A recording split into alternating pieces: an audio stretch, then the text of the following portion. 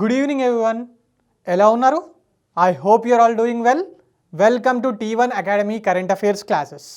ఈరోజు current affairs క్లాస్లో భాగంగా మనము 15th అండ్ 16th రోజు న్యూస్లో ఉన్న కొన్ని ముఖ్యమైన అంశాల గురించి చర్చించుకుందాం. అవేంటంటే 150th ఫౌండేషన్ డే జరిగింది ఇండియన్ మెట్రలాజికల్ డిపార్ట్మెంట్ది. మరి అది ఎప్పుడు జరిగింది, అసలు ఐఎండీ వాళ్ళు ఏం చేస్తారు ఇండియాకి సంబంధించి, మరి దానికి సంబంధించిన విశేషాలు ఏంటి, ఇలాంటి విషయాలు మనం ఇక్కడ తెలుసుకుందాం. అలాగే ప్రతిరోజు నేర్చుకున్నట్టుగానే స్టాటిక్ జీకే నుంచి ప్రీవియస్ ఇయర్ క్వశ్చన్ ఒకటి ఇక్కడ పెట్టడం జరిగింది. Next Kudankulam nuclear power plant ఉంది కదా, చాలా సంవత్సరాల నుంచి ఉంది కదా, ఎస్ అది మళ్ళీ ఈరోజు న్యూస్లో ఉంది. మరి అసలు ఇది ఎందుకు న్యూస్లో ఉంది, అలాగే దీని మీద చాలాసార్లు ఎగ్జామ్స్లో క్వశ్చన్స్ వస్తూ ఉంటాయి కదా కూడంకులం మీద, మరి దానికి సంబంధించిన స్టాటిక్ డేటా అంతా కూడా ఈరోజు మనం తెలుసుకుందాం. అలాగే coming on to next topic, Telangana ఇండియాలో నేషనల్ టర్మరిక్ బోర్డ్ని మన తెలంగాణలో పెట్టడం జరిగింది. మరి అసలు ఇది పెట్టాల్సిన అవసరం ఏంటి, ఎక్కడ పెట్టారు, ఇది ఎక్కడెక్కడ ఈ పంటను పండిస్తారు, మరి అసలు పసుపు పంటను ఎందుకు పండించాలి, దీని ఎగ్జామ్లో మనకు అడిగే క్వశ్చన్ ఏంటి, లాంటి విషయాలు మనం ఇక్కడ తెలుసుకుందాం. అలాగే ఇండియాస్ బిజియెస్ట్ సిటీ 2025 అని చెప్పి ఒక రిపోర్ట్ వచ్చింది. మరి ఏ సిటీ బిజియెస్ట్ సిటీ ఇండియాలో, దానికి సంబంధించిన ఇన్ఫర్మేషన్. అలాగే ఖోఖో వరల్డ్ కప్ స్టార్ట్ అయింది కదా, మరి ఇది ఎక్కడ నిర్వహిస్తున్నారు, ఇది ఎన్నోసారి, దీనికి స్పాన్సర్షిప్ ఎవరు, ఇది ఫస్ట్ టైం నిర్వహిస్తున్నారు, సో ఎగ్జామ్లో మనకు అడుగుతారు, అందుకే ఇది ఇక్కడ మీకు టాపిక్ చెప్పడం జరుగుతుంది. అలాగే ఇండియన్ నేవీకి సంబంధించిన ఐఎన్ఎస్ షిప్స్ 3 లేటెస్ట్గా స్టార్ట్ అయ్యాయి. మరి వాటికి సంబంధించిన ఇన్ఫర్మేషన్. జెడ్మోరా టన్నల్ని మొన్న ప్రైమ్ మినిస్టర్ నరేంద్ర మోడీ గారు స్టార్ట్ చేయడం జరిగింది. మరి అది ఎక్కడ ఉంది, దానికి అలాగే కొత్త పేరు పెట్టారు, లాంటి విషయాలు అవన్నీ కూడా మనం ఈరోజు తెలుసుకుందాం. ఫైనల్గా ఈ టాపిక్స్ మీద, అలాగే న్యూస్లో ఉన్న కొన్ని టాపిక్స్ మీద MCQsని మనం ఈరోజు డిస్కస్ చేసుకుందామండి. Okay, right. Now coming on to the first topic for today, that is 150th foundation day of IMD. Indian Meteorological department పెట్టి 150 సంవత్సరాలు అవుతుంది. మరి దాంట్లో భాగంగా సెలబ్రేషన్స్ చేశారు. దానికి మన ప్రైమ్ మినిస్టర్ నరేంద్ర మోడీ గారు దాన్ని ఇనాగ్రేట్ చేయడం జరిగింది, వాటిని ఎట్ న్యూఢిల్లీ. Okay, right. బేసిక్గా మరి 150 ఇయర్స్ అయిందంటే ఇది ఎప్పుడు ఎస్టాబ్లిష్ చేశారు, ఇట్ వాజ్ ఎస్టాబ్లిష్డ్ ఇన్ 1875. ఇది ఇంపార్టెంట్ అండి, 1875లో ఎస్టాబ్లిష్ అయింది. మరి అప్పట్లో దీని హెడ్ క్వార్టర్ కోల్కత్తాలో ఉండే, దాని తర్వాత షిమ్లాకు, పూణేకు మారి ఫైనల్గా ఇప్పుడు దీని హెడ్ క్వార్టర్ అనేది మన న్యూఢిల్లీ, మన దేశ క్యాపిటల్ సిటీ అయిన న్యూఢిల్లీలో ఉండడం జరిగింది. మరి ఆ రోజు ఈ 150th ఫౌండేషన్ డే జరిగిన రోజున ప్రైమ్ మినిస్టర్ నరేంద్ర మోడీ గారు ఒక vision document, that is IMD vision 2047 అనే ఒక విజన్ డాక్యుమెంట్ని రిలీజ్ చేయడం జరిగింది. ఇందులో వీళ్ళ టార్గెట్స్, IMD వాళ్ళు 2047 కల్లా ఇండియాకు సంబంధించి వెదర్కి సంబంధించిన విషయాల మీద వాళ్ళు కొన్ని టార్గెట్స్ పెట్టుకున్నారు. వాటన్నిటి గురించి ఇందులో మెన్షన్ చేయడం జరిగింది. మరి అవి ఏంటో ఒక్కొక్కటిగా మనము చూద్దాము. Key objectives of IMD vision 2047. ఇందులో ఏం పెట్టారంటే, ఫస్ట్ జీరో డిజాస్టర్ డెత్స్, అధిక వర్షపాతం నమోదైనప్పుడు, సునామీ లాంటివి, భూకంపం లాంటివి ఇలాంటివి వచ్చినప్పుడు చాలామంది మన దేశంలో చాలామంది ప్రజలు చనిపోతూ ఉంటారు కదా, అలా జరగకుండా లేటెస్ట్ టెక్నాలజీని ఇంప్రూవ్ చేస్తూ అలా జరగకుండా చెయ్యాలి అని చెప్పి బై 2047 వీళ్ళు జీరో డిజాస్టర్ డెత్స్ అనే ఒక టార్గెట్ని పెట్టుకోవడం జరిగింది. The vision document sets a target of eliminating fatalities, అంటే జనాలు చనిపోకుండా చూడడం. ముఖ్యంగా ఒడిశా స్టేట్ గవర్నమెంట్ నవీన్ పట్నాయక్ గారు ఉన్నప్పుడు వీటిలో వాళ్ళు మాస్టర్ అయ్యారండి. అంటే ఒక్కోళ్ళు కూడా చనిపోరు అని చెప్పలేను, కానీ మ్యాక్సిమం గుజరాత్ లాంటి రాష్ట్రంలో ఎర్త్క్వేక్ వస్తే చనిపోయే వాళ్ళకన్నా ఒడిశాలో వస్తే చనిపోయే రేట్ అనేది చాలా చాలా తక్కువగా ఉంటుందండి. ఎందుకంటే వాళ్ళకి ఎప్పుడు వరదలు, ఎప్పుడు వర్షపాతం ఇవన్నీ అతలాగతం అవుతూ ఉంటారు కదా ఒడిశాలో. సో వాళ్ళు వాళ్ళ ఎఫెక్టివ్ గవర్నెన్స్తోని అక్కడ మంచి స్ట్రాటజీ అండ్ ప్లాన్ని డెవలప్ చేశారు. ఆ ప్లాన్ని ఆల్రెడీ UNO వాళ్ళు, యునెస్కో లాంటి ఆర్గనైజేషన్స్ కూడా మెచ్చుకోవడం జరిగింది. వరల్డ్ మొత్తం దీన్ని ఫాలో కావాలని చెప్పి. అట్లా ఇండియా మొత్తం ఇంప్లిమెంట్ చేయడానికి ఈ జీరో డిజాస్టర్ డెత్స్ అనే కాన్సెప్ట్ని IMD వాళ్ళు వాళ్ళ విజన్ 2047 అనే డాక్యుమెంట్లో పెట్టడం జరిగింది. Okay, right. Enhanced forecast accuracy. ఇప్పుడు IMD వాళ్ళు వెదర్ ఫోర్కాస్ట్ చేస్తారు కదా, మనకు వర్షాకాలంలో కానివ్వండి, డే టు డే కూడా చేస్తారు, ఇప్పుడు కూడా చలికాలంలో కూడా చేస్తూ ఉంటారు. దాన్ని అక్యురేట్గా ఉండడానికి టెక్నాలజీ ఇంప్రూవ్ చేయాలి అని చెప్పి కొన్ని టార్గెట్స్ పెట్టుకున్నారు. అదేంటంటే by 2047 IMD aims to achieve zero error weather forecast up to 3 days. 3 రోజుల ముందుగానే రాబోయే 3 రోజుల్లో ఏం జరుగుతుంది అనేది 100% అక్యురేట్గా చెయ్యాలి అని చెప్పి వీళ్ళు టార్గెట్ పెట్టుకోవడం జరిగింది.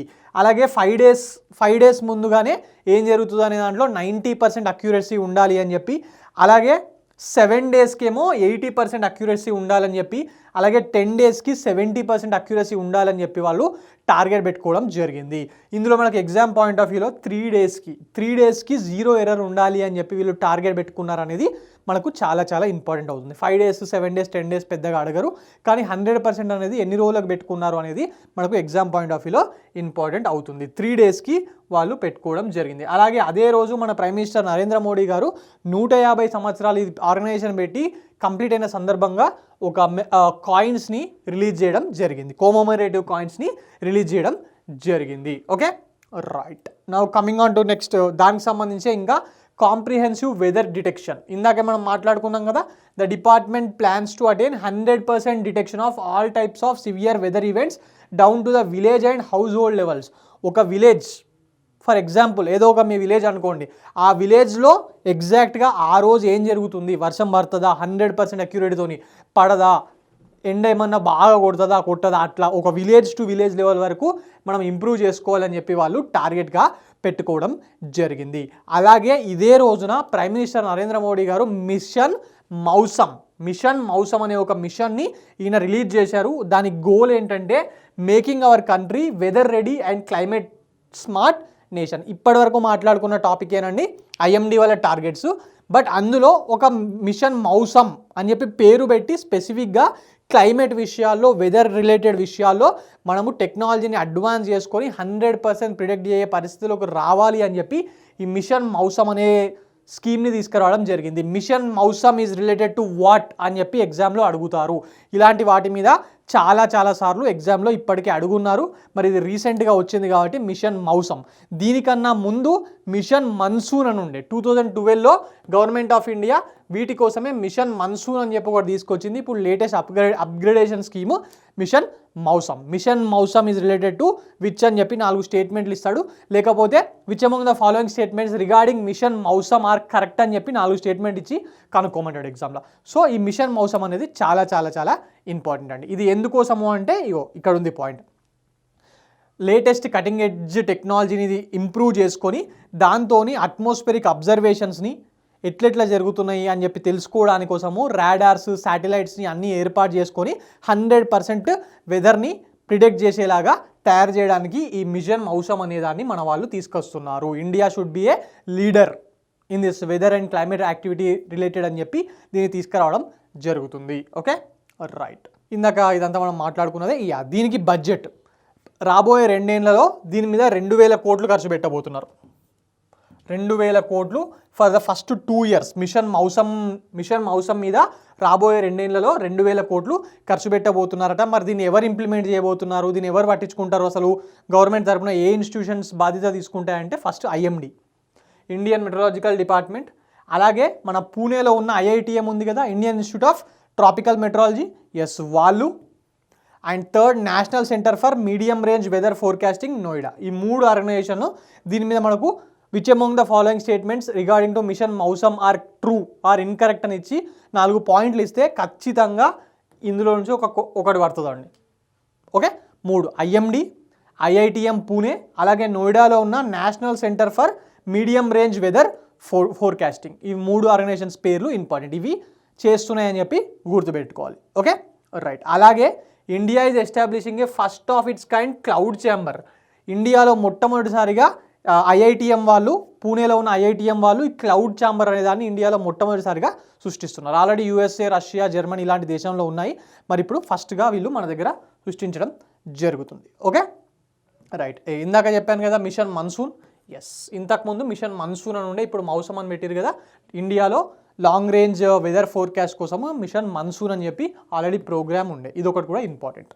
Right. Now basic stats about Indian Meteorological department ఎప్పుడు ఎస్టాబ్లిష్ చేశారన్నాను. ఈ ఇయర్స్ ఇంపార్టెంట్ అండి, ఎందుకంటే ఇయర్స్ కన్ఫ్యూజ్ అవుతారని చెప్పి ఆ ఇయర్ని ట్విస్ట్ చేసి ఎగ్జామ్లో క్వశ్చన్స్ అడుగుతున్నాడు. So establishment 1875. ఇది principal government agency in all matters related to meteorology. Indian గవర్నమెంట్కి సంబంధించి మెట్రాలజీలో ఏదైనా decision making body, highest decision making body ఉంటుందంటే అది ఐఎండి. అంటే వాళ్ళ ఆధ్వర్యంలో అన్నీ నడుస్తాయి. ఫైనల్గా మినిస్టర్ సంతకం పెట్టాలనుకోండి, అది వేరే. హెడ్ క్వార్టర్ న్యూఢిల్లీలో ఉంది. మరి ఇది ఏ డిపార్ట్మెంట్ కిందకి వస్తుంది, ఏ మినిస్ట్రీ కిందకి వస్తుంది అంటే మెట్రలాజీ అనగానే ఏముంది, మినిస్ట్రీ ఆఫ్ ఎర్త్ సైన్సెసే కదా. Ministry of earth sciences. దీనికి మినిస్టర్ ఎవరండి ఇప్పుడు ఇండియాలో? మినిస్ట్రీ ఆఫ్ ఎర్త్ సైన్సెస్కి మినిస్టర్ ఎవరు నాకు కమెంట్ సెక్షన్లో చెప్పండి. Okay, now coming on to the next topic, ఒక స్టాటిక్ జీకే మీద ఒక క్వశ్చన్ ఉంది, చూద్దాం అదేంటో. Choose the incorrect statement, correct statement అని ఇవ్వలేదు, choose the incorrect statement about PM Surya Ghar Muft Bijli Yojana. Prime Minister Narendra Modi గారు స్టార్ట్ చేశారు కదా 2024లో ప్రధాన్ మంత్రి సూర్యఘర్ ముఫ్త్ బిజ్లీ యోజన అని చెప్పి. ఎస్, మరి దానికి సంబంధించిన వాటిలో ఇందులో ఇన్కరెక్ట్ స్టేట్మెంట్ ఏది అని చెప్పి అడుగుతున్నాం. చూడండి, a, it aims to provide free electricity to all households in India. దేశంలో ఉన్న 140 కోట్లు జనాలు ఉన్నారు, రైట్? ఫ్యామిలీకి నలుగురిని వేసుకున్న దగ్గర 40 కోట్ల ఇల్లులు ఉంటాయి కదా, 40 కన్నా కొంచెం ఎక్కువ. ఆ అన్ని ఇళ్లకు ఫ్రీగా ఎలక్ట్రిసిటీ ప్రొవైడ్ చేయడానికి ఈ స్కీమ్ తెచ్చిర్రు అని అంటుండు. అవునా? మొత్తం అందరికీ ఫ్రీ ఇస్తారా 40 కోట్ల మందికి? అంత సోలార్ కెపాసిటీ కూడా ప్రొడ్యూస్ చేయలేం కదా ఇప్పటికున్న టార్గెట్ ప్రకారం అయితే, లేదు కదా. ఎస్ ఎలక్ట్రిసిటీని సోలార్ ప్యానెల్స్ వాడి ఎలక్ట్రిసిటీని పెంచడానికి ఇళ్ళకి ఇస్తుర్రు, కాకపోతే అందరికీ కాదండి, మొత్తం అందరికీ కాదు, ఇక్కడ టు ఆల్ హౌస్ హోల్డ్స్ అని అన్నాడు. సో ఇది తప్పు. Next, it encourages the installation of rooftop solar panels by providing subsidies. Yes, government బిల్డింగ్స్లో మాత్రమే కాకుండా జనాలకు కూడా సబ్సిడీ ఇచ్చి 50% వరకు అట్లా సబ్సిడీ ఇచ్చి ఇవి కొనేటట్టుగా సెంట్రల్ గవర్నమెంట్ ఎంకరేజ్ చేస్తుంది అనేది నిజమే కదా. ఎస్, మరి ఇది కరెక్టే. Next, it is implemented by ministry of new and renewable energy. Solar energy అంటే మరి రెన్యూబుల్ ఎనర్జీ సోర్సే కదా, మరి ఆ మినిస్ట్రీ వాళ్ళు ఇంప్లిమెంట్ చేస్తారు కదా. ఎస్, సో ఇది కూడా కరెక్టే. మరి మనకు రాంగ్ స్టేట్మెంట్ అని ఇచ్చాడు కాబట్టి మన ఆన్సర్ ఏమవుతుంది? Option A is the right answer అండి. Okay, option A is the right answer. Now coming on to the next topic, Kudankulam plant న్యూస్లో ఉందని చెప్పాను కదా, ఎందుకు?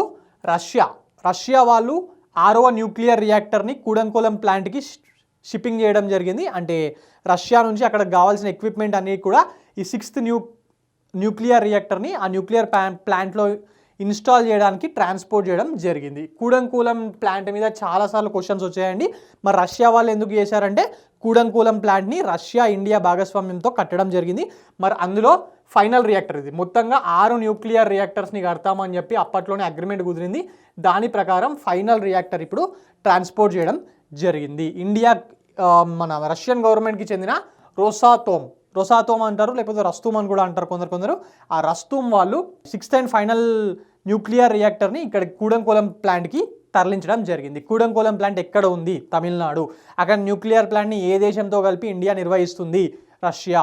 ఓకే, దానికి ఎవరు సప్లై చేస్తున్నారు? రష్యా. వీటి మీద క్వశ్చన్స్ మనకు వస్తాయి. Okay, the project is being constructed in 3 phases. In each phase 2 reactors of 1000 megawatts will be constructed. Agreement ప్రకారం మొత్తం 6 రియాక్టర్లు ఉన్నాయి కదా, అవి 3 ఫేజుల్లో చేస్తారు. ఒక్కొక్క ఫేజ్లో 2 ఒక్కొక్క రియాక్టర్ 1000 megawatts. సో మొత్తంగా 6000 megawatts ఇక్కడ ప్రొడక్షన్ అనేది చేయడం జరుగుతుంది. Okay, right. Already first 2 reactors of phase 1 అనేది ఆపరేషన్గా ఉన్నాయి, అక్కడ నుంచి ఎలక్ట్రిసిటీ ప్రొడ్యూస్ చేస్తున్నారు. మరి ఆ ప్రొడ్యూస్ చేసిన ఎలక్ట్రిసిటీని ఎవరు వాడుతున్నారు? ఆటోమేటిక్గా తమిళనాడులో చేస్తున్నారు కాబట్టి, తమిళనాడులో ప్లాంట్ ఉంది కాబట్టి తమిళనాడుకి ఇస్తారు. ఎస్, అట్లనే నేషనల్ గ్రిడ్లో భాగంగా చుట్టుపక్కల ఉన్న రాష్ట్రాలు కేరళకు, కర్ణాటక కూడా ఇందులో నుంచి ఎలక్ట్రిసిటీని అనేది అందించడం జరుగుతుంది. ఈ న్యూక్లియర్ పవర్ ప్లాంట్స్ అనేది చాలా ఇంపార్టెంట్ అండి. కరెంట్ అఫైర్స్లో భాగంగా మరియు ఇండియన్ జాగ్రఫీలో భాగంగా మనకు ఎగ్జామ్లో క్వశ్చన్స్ అడుగుతూనే ఉంటారు. Okay, right. Basic things about Kudankulam nuclear power plant. దీని అగ్రిమెంట్ 1988లో కుదిరింది. ఎవరెవరికి మధ్యలో? రష్యాకు మరియు ఇండియన్ గవర్నమెంట్ మధ్యలో to construct 6000 megawatt nuclear power plant in Kudankulam. Yes, ఇంకో పాయింట్ ఏంటంటే ఒకటే ఒక ప్రదేశంలో ఇన్ని మెగావాట్లు, ఇండియాలో అతి పెద్దది ఒకటే ఒక ప్రదేశంలో. ఓకే, రైట్, ఇది ఒకటి ఇంపార్టెంట్. అలాగే మరి ఇండియా తరపు నుంచి ఎవరు మెయింటైన్ చేస్తున్నారు? అక్కడ రష్యా తరపు నుంచి రొసాతోమ్. మరి ఇక్కడ ఎవరు అంటే nuclear power corporation of India. Nuclear power corporation of India ఆధీనంలో ఇది ఇప్పుడు ఉంది. ఓకే, మరి రష్యన్స్ దీనికి ఏమేమి సప్లై చేస్తున్నారంటే ఫస్ట్ న్యూక్లియర్ రియాక్టర్, అలాగే అందులోకి fuel, that is enriched uranium అనే దాన్ని, ఈ రెండుటిని వీళ్ళు సప్లై చేయడం జరిగింది. మెయింటెనెన్స్ అనేది మన వాళ్ళే చూసుకుంటున్నారు. మరి ఇప్పుడు ఈ 6th ఎందుకు? ఆల్రెడీ 5 ఉన్నాయి కదా, సరిపోవా అంటే ఎస్ సరిపోవు. మరి మన ఇండియన్ గవర్నమెంట్ టార్గెట్ ఉంది కదా, బై 2031-32 కల్లా 22,480 మెగావాట్లు, 22,480 megawatts న్యూక్లియర్ పవర్ని మన వాళ్ళు తయారు చేయాలనుకుంటున్నారు కదా. సో దాని తగ్గట్టుగా ఈ న్యూక్లియర్ పవర్ ప్లాంట్స్ అనే వాటిని ఆపరేషన్లోకి తీసుకురావడం జరుగుతుంది. ఇప్పటికీ ఇండియాలో 7 చోట్ల డిఫరెంట్ న్యూక్లియర్ రియాక్టర్స్ అనేటివి ఆల్రెడీ ఆపరేషన్లో ఉన్నాయి. ఇంకా కొన్ని కొత్త చోట్ల కన్స్ట్రక్ట్ చేయడానికి ప్రయత్నిస్తున్నారు. Okay, according to nuclear power corporation of India there were 24 operational nuclear reactors in 7 nuclear power plants. ఇప్పుడు ఎట్లా అయితే కూడంకోలంలో ఒక్క న్యూక్లియర్ పవర్ ప్లాంటే అది, కానీ అక్కడ 6 రియాక్టర్లు ఉన్నాయి కదా, అట్లా దేశంలో మొత్తం 7 న్యూక్లియర్ పవర్ ప్లాంట్లో 24 న్యూక్లియర్ రియాక్టర్స్ అనేటివి ఆపరేషన్లో ఉండి మనకు న్యూక్లియర్ ఎనర్జీని ప్రొడ్యూస్ చేయడం జరుగుతుంది. ఇప్పుడు ఇన్స్టాల్డ్ కెపాసిటీ మనకి ఈ రోజుకి 8080 మెగావాట్సే ఉంది. మన టార్గెట్ ఎంత 2031-32 వరకు 22,480 మెగావాట్స్ అనేది మన గవర్నమెంట్ ఆఫ్ ఇండియా యొక్క టార్గెట్ అండి. Okay right. ఇంకో పాయింట్, ఇది కూడా ఇంపార్టెంట్, మొత్తం ఏషియాలోనే మొట్టమొదటి న్యూక్లియర్ రీసెర్చ్ ఫెసిలిటీ ఎక్కడ? బాబా అటామిక్ రీసెర్చ్ సెంటర్ కదా, ఎస్, అక్కడ మన అప్సరా అనే ఒక రీసెర్చ్ న్యూక్లియర్ రియాక్టర్ని ఫస్ట్ టైము ఏషియాలో న్యూక్లియర్కి సంబంధించి ఇక్కడనే స్టార్ట్ చేయడం జరిగింది. బాబా అటామిక్ రీసెర్చ్ సెంటర్ బాంబేకు దగ్గరలో ఉన్న ట్రాంబేలో ఉంటుందండి. అక్కడ మన ఇండియన్ న్యూక్లియర్ సైంటిస్ట్ అయిన బాబా గారి పేరు మీద అది ఉండడం జరిగింది, హోమ్నీ జహంగీర్ బాబా గారి మీద. ఓకే, 2009లో క్లోజ్ అయింది. Okay right. యా, ఇవి ఇంపార్టెంట్. మనకు nuclear power plants match the ఫాలోయింగ్లో ఇచ్చి పేరిచ్చి ఏ ఏరియాలో ఉన్నాయనే దాని మీద చాలాసార్లు క్వశ్చన్స్ వస్తున్నాయి. ఎస్ఐ ముఖ్యంగా ప్రిలిమ్స్, డిఎస్సి లాంటి ఎగ్జామ్స్లో ఇది ఒకసారి చూసుకోండి. అప్పుడప్పుడు కొన్నిసార్లుగా డీప్కి వెళ్తే ఇయర్ కూడా అడుగుతాడు, ఏ ఇయర్ అని చెప్పి. Okay right. Rajasthan atomic power plant రాజస్థాన్లో ఉంది. గుజరాత్లో కాక్రాపార్ అటామిక్ పవర్ స్టేషన్ ఉంది. నరోరా అటామిక్ పవర్ స్టేషన్ ఉత్తరప్రదేశ్లో. మహారాష్ట్రలో తారాపూర్, కర్ణాటకలో కైగా, తమిళనాడులో కూడంకులం ఒకటి, మద్రాస్ ఒకటి. ఇవి ఇంపార్టెంట్ అండి. ఈ 7 అటామిక్ పవర్ ప్లాంట్స్ ఇంపార్టెంట్. అలాగే రీసెంట్గా కూడా కన్స్ట్రక్షన్లో ఉన్నాయి. మన ఏపీలో శ్రీకాకుళం జిల్లాలో ఉంది, తెలంగాణలో ఎక్కడా లేదు. అట్లా దేశవ్యాప్తంగా కొత్త కూడా కన్స్ట్రక్షన్లో ఉన్నాయి కదా, ఎస్, అవన్నీ కూడా ఇంపార్టెంట్ అండి. Right. Now coming on to the next topic, that is national turmeric board. ఎన్నో సంవత్సరాల పాటు మన తెలంగాణలో ముఖ్యంగా నిజామాబాద్ జిల్లా ప్రజలు కోరుకున్న నేషనల్ టర్మరిక్ బోర్డ్ అనేది ఫైనల్గా కళ సాకారం కావడం జరిగింది. మరి నిజామాబాద్ జిల్లాలోనే దీన్ని పెట్టబోతున్నారు.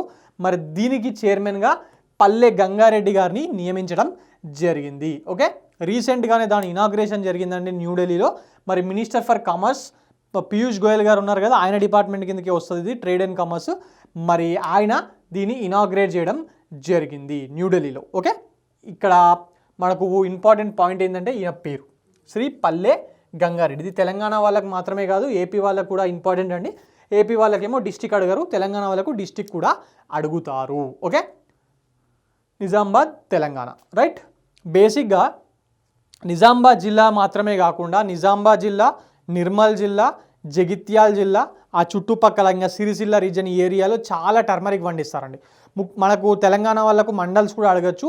Armoor main basic, first Armoor, Balkonda, Dichpally, Korutla, Jagtial, Nirmal, ఈ ఏరియాస్లో విపరీతంగా పండిస్తూ ఉంటారు. పసుపు రైతుల ఉద్యమం అనేది ఎప్పుడైనా ఆర్మూర్ కేంద్రంగానే జరుగుతూ ఉంటుంది. ఆ పాయింట్స్ మీకు క్వశ్చన్ టఫ్ చేయాలనుకున్నప్పుడు ఇస్తాడు, కొంచెం అది గుర్తుపెట్టుకోవడానికి ప్రయత్నించండి. Okay right. మరి మొత్తం 20 స్టేట్స్లో మన దేశంలో టర్మరిక్ ఫార్మర్స్ టర్మరిక్ పండిస్తున్నారట.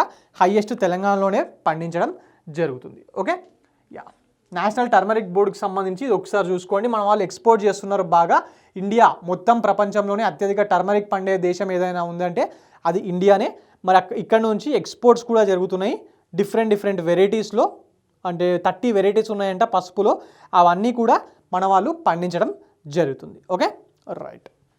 మరి ఇది పెట్టడం దేనికి సార్, ఆల్రెడీ చేస్తుర్రు అంటే ఇంకా ట్రేడ్ అండ్ కామర్స్కి సంబంధించి ఎక్కడెక్కడికి చేయొచ్చు, దాన్ని ఇంకా ఎట్లా ఇంప్రూవ్ చేయొచ్చు, మ్యానుఫ్యాక్చరింగ్ మాత్రమే కాకుండా మార్కెటింగ్ కోసం కూడా ఇది పనికొస్తుంది. Okay right. మరి బోర్డు వచ్చింది, దాని కాంపోజిషన్ ఉంటుంది కదా, ఎస్, ఆ బోర్డ్ కాంపోజిషన్ ఏంటంటే డిఫరెంట్ మినిస్ట్రీకి సంబంధించిన రిప్రజెంటేటివ్స్ ఆ బోర్డులో ఉంటారు. For example Ministry of AYUSH, pharmaceuticals, agriculture and farmer welfares and commerce, వీళ్ళందరు ఈ డిపార్ట్మెంట్స్కి సంబంధించిన ఆఫీసర్స్ ఈ బోర్డులో మెంబర్స్గా ఉండడం జరుగుతుంది. ఇది ఇంపార్టెంట్ అండి. ఏ మినిస్ట్రీ వాళ్ళు అందులో మెంబర్స్గా ఉన్నారు, లేకపోతే which among the following is not part of the board of turmeric board అని చెప్పి కూడా అడగచ్చు. ఇది ఒకటి చూసుకోండి.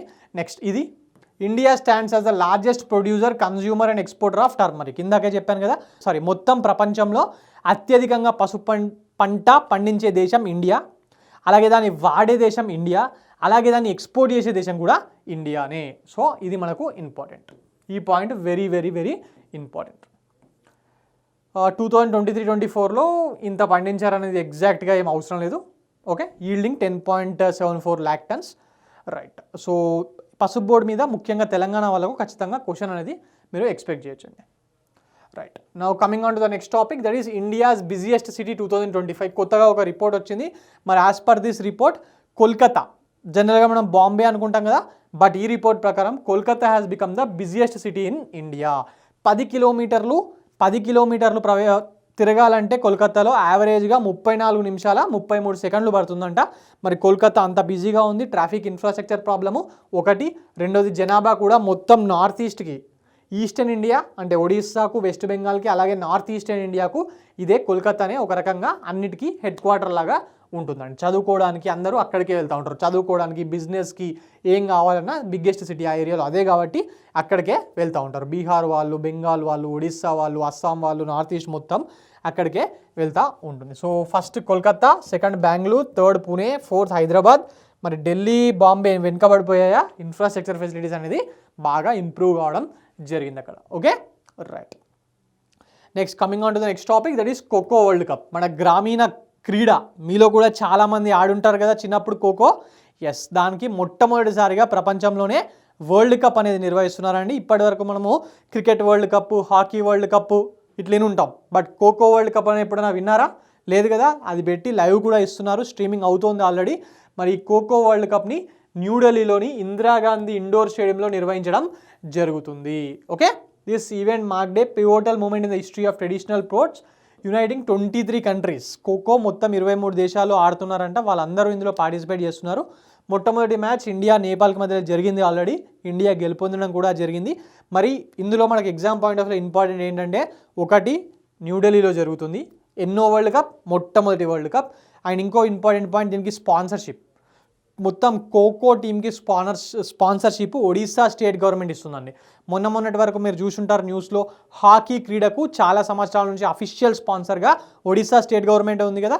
జనరల్గా ప్రైవేట్ కంపెనీస్ ఉంటాయి, రైట్. ఇప్పుడు మనం ఐపీఎల్ చూస్తే ఒకసారి డిఎల్ఎఫ్ అని, ఒకసారి పెప్సీ అని, ఒకసారి టాటా అని మారుతూ ఉంటాయి. కానీ హాకీ కానివ్వండి, లేకపోతే ఖోఖో లాంటి గ్రామీణ క్రీడలకు కానివ్వండి, పెద్దగా మార్కెట్లో మనీ దానివల్ల ప్రొడ్యూస్ కాదు కాబట్టి ప్రైవేట్ వాళ్ళు ఇన్వెస్ట్ చేయడానికి పెద్దగా ముందుకు రారు.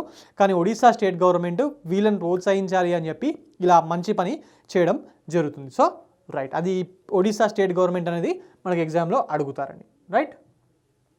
Now coming on to the next topic, Indian Navy ships న్యూస్లో ఉన్నాయి.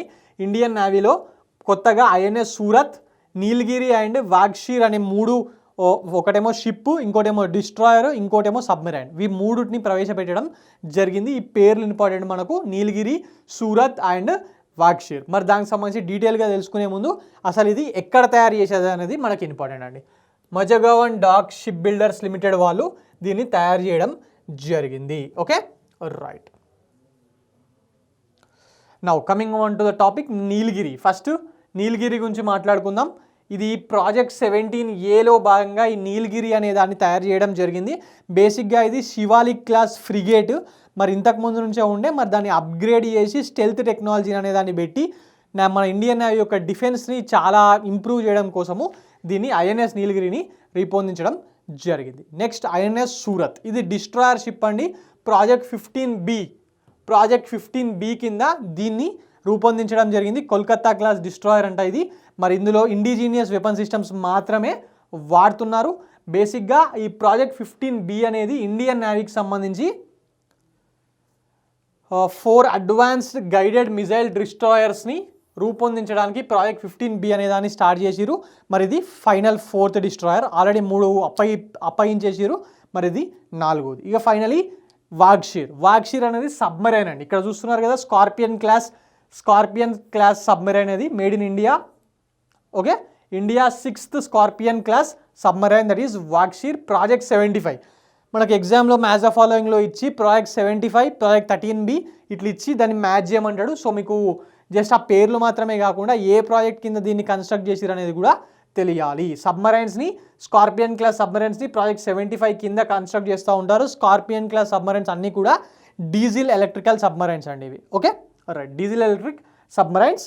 మరి ఇవి దేనికోసం వాడతారు అనేది మనకేమి అడగరు ఎగ్జామ్లో. ప్రాజెక్ట్ 75 కింద 18 సబ్మరైన్స్ని, అంటే normal diesel based R petrol based ఇట్లా సబ్మరైన్స్ని, ఇంకొక 6 న్యూక్లియర్ పవర్డ్ సబ్మరైన్స్ని తయారు చేయాలని చెప్పి ఇండియన్ నేవీ కోసము మన వాళ్ళు ఎయిమ్గా పెట్టుకోవడం జరిగింది. ఈ 3 పేర్లు అది ఏ ప్రాజెక్ట్ కింద తయారు చేశారు అనేది మనకి ఇంపార్టెంట్. అలాగే ఎక్కడ తయారు చేశారు? మజగౌడాక్ షిప్ యార్డ్లో దీన్ని తయారు చేయడం జరిగింది. Okay, right. Now coming on to the next topic, Z-Morh tunnel. రీసెంట్గా ప్రైమ్ మినిస్టర్ నరేంద్ర మోడీ గారు దీన్ని ఇనాగ్రేట్ చేయడం జరిగింది. ఇనాగ్రేట్ చేసిన రోజే దీని పేరు మార్చారు, యాజ్ సోన్మార్గ్ టనల్ అని చెప్పి దీని పేరు మార్చడం జరిగింది. ఎందుకంటే ఇది సోన్మార్గ్కి కనెక్ట్ చేస్తుందంట. బేసిక్గా ఇది లడాఖ్కి కాశ్మీర్కి మధ్యలో ఈ టనల్ అనేది ఉంటుంది వయా సోన్మార్గ్. మరి ప్రైమ్ మినిస్టర్ గారు దాన్ని ఫస్ట్ జెడ్మోరా టనల్ అనే ఉండే, ప్రైమ్ మినిస్టర్ గారు దాన్ని సోన్మార్గ్ టనల్ కింద పేరు మార్చడం జరిగింది. ఓకే, బేసిక్గా ఎందుకు అంటే ఈ లడాఖ్కి కాశ్మీర్కి మధ్యలో చలికాలం వచ్చిందంటే చాలు మొత్తం మంచుబడి ఆగిపోతూ ఉంటాయండి, వెహికల్స్ ట్రాన్స్పోర్టేషన్ తగ్గిపోతుంది. అదే అండర్ గ్రౌండ్ టనల్స్ ఉంటే ఏ టైంలో అయినా నార్మల్ జనాలకు మాత్రమే కాదు, ఒకవేళ ఎక్కడైనా యుద్ధం జరిగే పరిస్థితి వస్తే, ముఖ్యంగా చైనా వాళ్ళు అటాక్ చేయాలనుకున్నప్పుడు చలికాలంలోనే చేస్తారు, ఎందుకంటే వెదర్ ఇష్యూస్ ఉంటాయి కదా. సో అలాంటి సందర్భంలో కూడా మనం రియాక్ట్ కావడానికి ఇలాంటి టనెల్స్ అనేది, ఇన్ఫ్రాస్ట్రక్చర్ ప్రాజెక్ట్ అనేది మన ఇండియన్ డిఫెన్స్ సిస్టమ్కి చాలా హెల్ప్ఫుల్గా ఉంటాయి. Okay, right. మరి ఇది 6.5 కిలోమీటర్స్ ఉంటుందంట ఆపకుండా. ఎక్కడ కట్టారంటే గందేర్బల్ డిస్టిక్, కాశ్మీర్లో గందేర్బల్ డిస్టిక్ అని ఉంటుంది. అక్కడ బేసిక్ ప్రాబ్లం ఏంటంటే ఎప్పుడు అవలాంచెస్, మొత్తం ఇప్పుడు చలికాలంలో వర్షాకాలంలో అవలాంచ ప్రోన్ జోన్ అది. సో దాన్ని తట్టుకోవడానికి దీన్ని కట్టడం జరిగింది. ఓకే, తజీవాస్ గ్లాషియర్ కింద దీన్ని కట్టారంట. సో అందుకోసమే ఆ టనెల్ని సోన్మార్గ్ టనెల్ అని చెప్పి పేరు మార్చడం జరిగింది. ఇది ఎన్ని కోట్లతో ఇదంతా అవసరం లేదు. National highways and infrastructure development corporation limited వాళ్ళు దీన్ని కట్టడం జరిగింది. ఫస్ట్ బార్డర్ రోడ్స్ ఆర్గనైజేషన్ వాళ్ళ చేతిలో ఉండే, దాని తర్వాత national highways and infrastructure development corporation లిమిటెడ్కి ఇది ట్రాన్స్ఫర్ చేశారు. ఈ పాయింట్ ఇంపార్టెంట్ అండి. జనరల్గా బీఆర్ఓనే కడుతుంది అనుకుంటారు, ఎందుకంటే బార్డర్ రీజియన్స్లో అదే కడుతుంది కాబట్టి. కానీ ఇక్కడ మాత్రం NHIDCL వాళ్ళు కట్టారు. ఈ పాయింట్ అనేది మనకు చాలా చాలా ఇంపార్టెంట్. ఓకే, ఈ జోజిలా పాస్, ఈ పాసెస్ కూడా మనకు ఎగ్జామ్లో మన ఇండియన్ జాగ్రఫీలో భాగంగా చాలాసార్లు అడుగుతూ ఉంటారు, అది కూడా ఒకసారి చూసుకోండి. Right, finally coming on to some MCQs. మనం ఇప్పటివరకు మాట్లాడుకున్న టాపిక్స్తో పాటు రీసెంట్గా ఉన్న టాపిక్స్ మీద MCQs పెట్టాను, అదేంటో ఒకసారి చూద్దాం. Which of the following statements about the Kanuma festival is correct? Telangana వాళ్ళు కనుమ రోజు మంచిగా మటన్ తిన్నారా, పూరి వడ కళ్ళు తాగిరా? ఎస్, అంతా తాగుతారు, కానీ చాలామందికి అది అసలు మెయిన్గా దాని రీజన్ ఏంటో తెలియకపోవచ్చు. అదేంటో మనం ఇక్కడ చూద్దాం. A, it is primarily celebrated in the state of తమిళనాడువా? కాదు కదా. ఎస్, ఎక్కడ సెలబ్రేట్ చేస్తారు కనుమ ఎక్కువగా? సంక్రాంతి సందర్భంగా తెలంగాణలోనే సెలబ్రేట్ చేస్తారు. మరి it is associated with the worship of cows and బుల్సా? It is a harvest festival celebrated in the spring సీజనా? ఇది హార్వెస్ట్ ఫెస్టివల్ కాదండి, పోస్ట్ హార్వెస్ట్ ఫెస్టివల్, కోతల తర్వాత జరుగుతుంది. Right, it is mainly celebrated in the Himalayan రీజనా? తప్పు కదా. ఎస్, కాదు. బేసిక్గా ఇది కౌస్ అండ్ బుల్స్ని ఆ రోజు వర్షిప్ చేస్తూ ఉంటారు. మనకు తెలంగాణలో ఒక సామెత ఉంటుంది, కరి పెట్టుకొని ఏడుకోతావురా అంటారు. రైట్, ఎందుకంటే ఇంతకుముందు పూర్వకాలంలో బస్సులు ఇవన్నీ లేనప్పుడు ట్రాన్స్పోర్టేషన్ అంతా బుల్ల కార్డ్స్తోనే జరుగుతుండే కదా. మరి వీటిని వీటితోనే నడిపేటోళ్ళు కదా. ఆ రోజు కౌస్ అండ్ బుల్స్ని వర్షిప్ చేసి వాటికి రెస్ట్ ఇస్తారు. మరి కౌసు బుల్స్ లేకుండా బుల్లకాట్ కదలదు కదా. సో అందువల్ల కరి రోజు ఏడుకోతావురా, కరి రోజు ఇన్నే ఉండాలా అని చెప్పి తెలంగాణలో జనరల్గా సామెత. నార్త్ తెలంగాణ జిల్లాలో ఉంటుందండి, హైదరాబాద్ వాళ్ళు టౌన్స్ వాళ్ళు వినుండరు. Okay, right. సో మన answer is B. Right, now coming on to the next question. Neduntheevu islands that was recently seen in news is located in which country? రీసెంట్గా ఈ ఐలాండ్ దగ్గర మన ఇండియన్ ఫిషర్మ్యాన్స్ని అరెస్ట్ చేయడం జరిగింది. మరి అందుకే ఇది న్యూస్లో ఉంది. అది అసలు ఏ దేశంలో అరెస్ట్ చేశారంటే ఆప్షన్ చూడండి, మాల్దీవ్సా, శ్రీలంకనా, ఇండియానా, మదగాస్కరా? ఆన్సర్ ఈజ్ శ్రీలంక అండి. జనరల్గా కచ్చతీవు ఐలాండ్స్ అని ఎప్పుడు న్యూస్లో వింటాం కదా, కచ్చతీవు ఐలాండ్ దగ్గర మనల్ని అరెస్ట్ చేసిరని చెప్పి. బట్ రీసెంట్గా ఈ నెదుంతీవు ఐలాండ్స్ దగ్గర కూడా అరెస్ట్ చేయడం జరిగింది. సో న్యూస్లో ఉంది కాబట్టి టాపిక్ ఈ న్యూస్ కింద అడగచ్చు. కచ్చతీవు అందరికీ తెలుసు, ఇది పెద్దగా ఎక్కువగా ఫేమస్ కాలేదు న్యూస్లో. సో ఈసారి న్యూస్ అయింది కాబట్టి మనకి ఎగ్జామ్లో అడగచ్చు. సో ఆన్సర్ ఈజ్ శ్రీలంక అండి. ఒక్కసారి దాన్ని చూడండి, దానికి సంబంధించిన న్యూస్ చూడండి, మ్యాపింగ్ చూడండి. Okay, right. Now coming on to the next question, choose the correct statement about Mission Mausam. ఇందాక మాట్లాడుకున్నాం కదా మిషన్ మౌసమ్ అనేది. Yes, option A, it involves the deployment of advanced weather observation system like radars and satellites. Yes, కరెక్టే. It is primarily focused on improving agricultural productivity through accurate weather predictions. కరెక్టా? Weather క్లైమేట్ని guess చేస్తుంది, ఆ రోజు ఏం జరుగుతుంది అని చెప్పినప్పుడు ఆటోమేటిక్గా అగ్రికల్చర్ కూడా ఉపయోగమే కదా, ఉపయోగమే. కాకపోతే ఇక్కడ చూడండి, మీరు తప్పు చేయడానికి దీని మెయిన్ ఇంట్రెస్ట్ అగ్రికల్చర్కి సంబంధించిన ప్రొడక్టివిటీని పెంచడము, అక్యురేట్ వెదర్ని చెప్పి పెంచడం అంటున్నాడు. అవునా? కాదు కదా, అది కూడా వన్ ఆఫ్ ద పార్ట్ అయి ఉండొచ్చు, కానీ that is not the main thing, right? So ఇది తప్పు. మరి మనకు ఆన్సర్ ఏమవుతుంది? Option A is the correct answer అండి. Okay, right. సో ఇదండి ఈరోజు current affairs. For more current affairs like this, do visit our YouTube channel and also do subscribe T1 Academy Telegram page. Thank you.